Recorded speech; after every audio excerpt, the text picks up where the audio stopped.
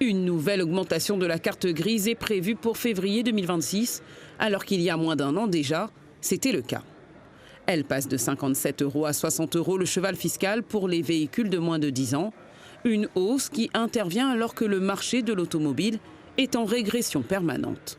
On se bat sur un côté pour essayer de relancer un secteur qui est en crise et en réponse, on a une augmentation du cheval fiscal.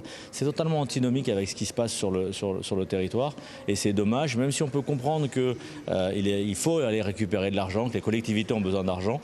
Ce qu'on regrette avant tout, c'est le manque de concertation et de discussion parce que, encore une fois, il y avait d'autres solutions. La région Réunion est à l'origine de ces augmentations progressives. Les conseillers régionaux en commission permanente ont donc validé et activé le seul levier fiscal qui leur restait.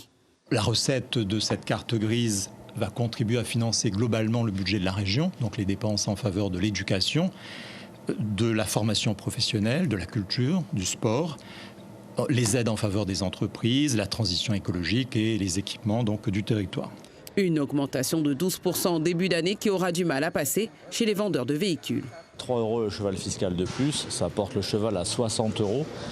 Il est vrai que ce n'est pas ça qui va changer la face du monde. Ce qui est juste exaspérant, c'est que nous avons sensibilisé la région lors de ces derniers mois pour expliquer la baisse du marché. C'est quelque chose qui est significatif, qui est récurrent, ça fait des années que ça dure. Et dans ce contexte de morosité, de préservation quelque part du pouvoir d'achat, la région arrive sans concertation aucune et met 3 € de plus à cette carte grise. Sur le cheval fiscal, je l'entends, ce qui fait que la carte grise en 2 ans augmente de 17%. Cette recette rapportera 500 000 € à la collectivité.